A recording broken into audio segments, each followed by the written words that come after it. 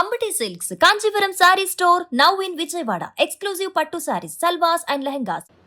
మూసీ నదిలో మూసీ పేరుతోని గాంధీ విగ్రహం పెడతామని చెప్పి పేదోళ్ళు ఇల్లు కూల్చేస్తే సోషల్ మీడియాలో ఎంత ఏడుస్తున్నారు పాపం వాళ్ళు. ఇక గాంధీ మాత్రం ఆ రోజు కాంగ్రెస్ పార్టీ యొక్క మూర్ఖత్వం ఆ రోజు గ్రహించే స్వాతంత్రం వచ్చిన తర్వాత కాంగ్రెస్ పార్టీ రద్దు చేయాలని భావించింది. ఇలా గాంధీ ఆత్మకు శోభిస్తుంది. ఇవాళ పేదల కోసం మాట్లాడి గాంధీ మాత్రం అటువంటి గాంధీ విగ్రహం పేరు చెప్పి ఇలా పేదోళ్ళ ఇల్లు గుల్చేస్తే మేము గుజరాత్ లో సర్దార్ పటేల్ విగ్రహం పెట్టినాం. ప్రపంచమంతా అబ్బురపరిచారు. ప్రశంసలు అందుకున్నాం. మేము సర్దార్ పటేల్ విగ్రహం పెట్టి ప్రశంసలు అందుకున్నాం. ఇలా కాంగ్రెస్ పార్టీ గాంధీ విగ్రహం పెట్టి అబాస్ పాలిస్తున్నది. ప్రజల శాపనార్థాలు ఎదుర్కొంటున్నది. వాళ్ళ ఏడుస్తున్నారు పాపం పేదోళ్ళు. ఖమ్మంలో భూదాన్ భూముల పేరుతోని 800 ఇల్లు కూల్చేసారు. 800 ఇల్లు కూల్చేసారు. మరి కూల్చేసేమన్నా కడతారా అంటే ఏం లేదు. కాస్ట్లీ ల్యాండ్ ఒకప్పుడు మామూలు ల్యాండ్ ఇప్పుడు కాస్ట్లీ ల్యాండ్ అమ్ముకోవాలి. కమర్షియల్ కాంప్లెక్స్ నడుచుకోవాలి. పర్సంటేజ్ తీసుకోవాలి. బేరసారాలు ఇవ్వాలి. పైసలు చంపుకోవాలి. ఎక్కడన్నా ఏదైనా జాగా ఇల్లు ప్రభుత్వ జాగా తీసేస్తున్నామంటే ప్రభుత్వానికి ఒక ప్రణాళిక ఉండాలి. ఆ పేదోళ్ళు కట్టుకున్నారు. మీరు బలిసోడు ఉంటే కొట్టుకోడ్రి కూలగొట్టుర్రి. కానీ బలిసోని జోలికి పోరు, పేద జోలికి మాత్రమే పోతారు.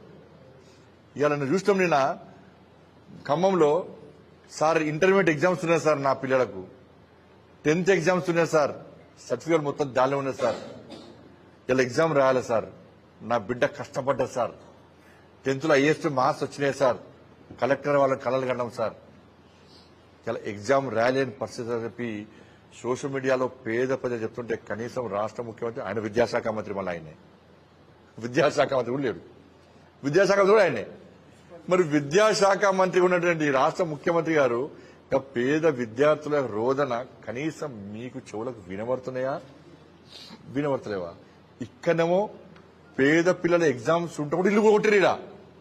ఖమ్మంలో ఇంటర్మీడియట్ 10th విద్యార్థులు ఎగ్జామ్స్ కూడా ఇల్లు కూడా కొట్టవు నువ్వు. మరి హైదరాబాద్ లో ఎఫ్టీఎల్లో ఉన్నది Fatima college. Fatima college MAM పార్టీకి సంబంధించిన కాలేజు. ఫాతిమా కాలేజ్ ఉన్నది బఫర్ జోన్ లో ఉంది. అది ఎఫ్టీఎల్లో ఉన్నది. ఎఫ్టీఎల్ ఉంటే ఆ రోజు చెప్పినా నేను, అరే దాన్ని ఎందుకు చేసావంటే దాని విద్యార్థుల గట ఎగ్జామ్స్ ఉన్నాయట, వాళ్ళ భవిష్యత్తు ఖరాబ్ అవుతుందట, అందుకే ఫాతిమా కాలేజీని కూర్చారట. బా ఏం ప్రేమ ఈ ముఖ్యమంత్రి గారికి. హ్యాట్స్ ఆఫ్, రాష్ట్ర ముఖ్యమంత్రి హ్యాట్స్ ఆఫ్. నీకు హిందూ పేదోళ్ళ చదువులు ముఖ్యం కాదు. నీకు పేదోళ్ళు కలెక్టర్ కావద్దు, ఐపీఎస్ కావద్దు, ఇంజనీర్లు కావద్దు, డాక్టర్లు కావద్దు.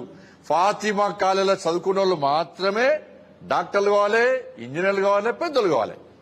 ఇబ్బంది కావచ్చు, కానీ వివక్షత అయింది అంటున్నా నేను. ఎఫ్టీఏలో ఉన్న ఫాతిమా కాలేజ్ కూర్చోడానికేమో వాళ్ళ ఎగ్జామ్స్ నీకు అడ్డొచ్చినాయి. ఇవాళ ఖమ్మంలో పేదోళ్ళు వాళ్ళ పిల్లలకి ఎగ్జామ్స్ ఉన్నాయి ఆగండి అంటే కూడా బుల్డోజర్లు పెట్టి కూల్చినవు. మరి పేద విద్యార్థుల పరిస్థితి ఏంది? వాళ్ళ పరీక్షల పరిస్థితి ఏంది? వాళ్ళ విద్యార్థుల భవిష్యత్ ఏంది? ఇది కూల్చివేత ప్రభుత్వం. ఏడమైన మరి ముఖ్యమంత్రి గారికి ఒక ఎస్బీ ఉన్నది. మరి కింది స్థాయి నివేదికలు వస్తున్నాయా? వస్తలేవా? అయినా కూడా రాష్ట్ర ప్రభుత్వం బరిదెగించి మాకు ప్రజా ఉపయోగం అవసరం లేదు, ప్రజలు తిట్టుకున్నా మాకు ఇబ్బంది లేదు, ప్రజలు వ్యతిరేకించినా మాకు ఇబ్బంది లేదు, కానీ మాకల్లా మేము పొట్టు పైసలు చంపాలి,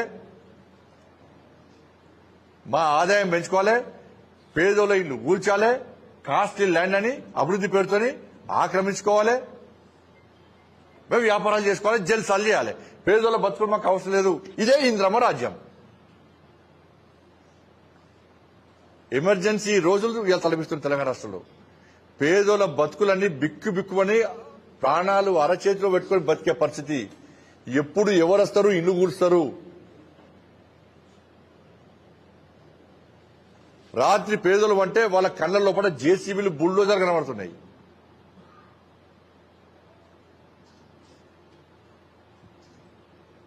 ఇలా రాష్ట్ర ముఖ్యమంత్రి స్పందించాలి. మీరు పేదల జోలికి వస్తే నేను మళ్ళీ చెప్తున్నా ఇవాళ నేను మళ్ళీ చెప్తున్నా మీరు పేదోళ్ళ ఇండ్ల జోలికి వస్తే అదే జేసీపీలు పట్టుకొని మేము దళాలు ఏర్పడుకొని పెద్దోళ్ళ ఇండ్ల మీదకి మేము పోతాం. అయితే బఫర్ జోన్ ఉన్నారో ఎఫ్టీఎల్ ఉన్నారో ఎవరైతున్నారో వాళ్ళ జోలికి మేము పోతాం. ఇవాళ ఇది శాంతి భద్రత సమస్య వస్తే ఇలా మీకే నష్టం. ఇప్పుడు జెడ్పీటీసీ ఎంపీటీసీ ఎన్నికలకు వస్తే ప్రజలు ఒక్కటే ప్రశ్నించండి, మీరు 6 గ్యారెంటీల విషయంలో గల్లవట్టు అడుగురు కాంగ్రెస్ వాళ్ళను. రైతు భరోసా గురించి అడగండి, మీ పిల్లల ఉద్యోగాల గురించి అడగండి, ఉద్యోగస్తులు మీ డిఏల గురించి అడగండి, నిన్న విద్యా కమిషన్ చూడండి దొంగ రిపోర్ట్ గురించి అడగండి, ఫాల్తు రిపోర్ట్ గురించి అడగండి. ఇప్పుడు దేశంలో ఎన్నికలు ఎక్కడ జరిగినా కూడా కర్ణాటక తెలంగాణ నుంచే మొత్తం పైసలన్నీ పోతున్నాయి, మూటలన్నీ పోతున్నాయి. ఇప్పుడు సౌత్ కు సంబంధించి కేరళ తమిళనాడు ఎన్నికల్లో ఈ 2 ఎన్నికల ఖర్చు తెలంగాణ రాష్ట్రానికి కేరళకి ఇచ్చారు, తమిళనాడు రాష్ట్ర ఖర్చు మొత్తం కర్ణాటకకి ఇచ్చారు. కేరళలో జరిగే ఎన్నికల ఖర్చు మొత్తం తెలంగాణ రాష్ట్రం భరించాలి. కానీ తెలంగాణలో 6 గ్యారెంటీలు లేవు, రైతు భరోసా లేదు, ఇవి లేవు. ఇన్ని సంవత్సరాలు తెలంగాణ ఉద్యమం జరగకముందు జరిగినాక ఏ రోజు కూడా భారతీయ జనతా పార్టీ బీఆర్ఎస్ కలిసి పోటీ చేయలే. కానీ కాంగ్రెస్ పార్టీ బీఆర్ఎస్ పార్టీ కలిసి పోటీ చేసినాయి, కలిసి అధికారాన్ని పంచుకున్నారు. కానీ మేము ఎప్పుడు పంచుకోలే.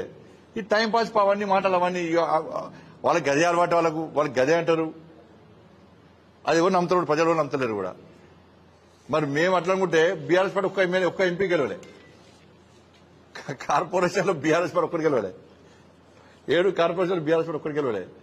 ఎమ్మెల్సీ మొన్న ఎమ్మెల్సీలు ఒక్కటి వాళ్ళకి క్యాండిడేట్ లేడు బీఆర్ఎస్ పార్టీలకు ఎమ్మెల్సీ క్యాండిడేట్ లేడు. మొన్న 2 మేమే గెలిచాం. అంతకుముందు కాంగ్రెస్ పార్టీ పరిస్థితి ఇట్లా ఉండే. మీరు దుబ్బాకలో కాంగ్రెస్ పార్టీ డిపాజిట్ రాలే, మేము గెలిచాం. హుజాబాద్లో కాంగ్రెస్ పార్టీ డిపాజిట్ రాలే, మేము గెలిచాం. మునుగోలో టైట్ ఫైట్ ఇస్తాం, మేము కాంగ్రెస్ పార్టీ డిపాజిట్ రాలే. నిజామాబాద్ కార్పొరేషన్ లో పోయినసారి కాంగ్రెస్ పార్టీ 0, కరీంనగర్ కార్పొరేషన్ లో పోయినసారి కాంగ్రెస్ పార్టీ 0, వరంగల్ కార్పొరేషన్ లో కాంగ్రెస్ పార్టీ 0, కరీంనగర్ లో 0, కాంగ్రెస్ పార్టీ 0 అయింది. కాబట్టి ఆ 2 పార్టీల పరిస్థితి అదే పరిస్థితి ఉన్నది. కాంగ్రెస్ పార్టీలో అంతర్యుద్ధం స్టార్ట్ అయింది. మొన్న చెప్పినా మళ్ళీ చెప్తున్నా, మంత్రులందరూ కూడా పొట్టు సంపాదించుకుంటున్నారు, ఎమ్మెల్యేలు అందరూ కూడా బాధపడుతున్నారు. ఇలా ఎమ్మెల్యేలు రోడ్ల మీదకి పోతే 6 గ్యారెంటీలు అడుతున్నారు, ఒక తట్ట మొరం పోయి అంటున్నారు. ఎమ్మెల్యేలకు కాన్స్టిట్యూన్సీ డెవలప్మెంట్ ఫండ్ లేదా, సీఎం అసూరెన్స్ ఫండ్స్ లేవా, రాష్ట్ర ప్రభుత్వం ఏమీ లేదా. లాస్ట్కు మొన్ననే కేంద్ర ప్రభుత్వము గ్రామ పంచాయతీల అభివృద్ధి కోసం కేంద్ర ప్రభుత్వం నిధులు విడుదల చేసేదాకా 2 సంవత్సరాలు ఒక్క పైసా తట్ట మొరం పోయే గ్రామ పంచాయతీలకు.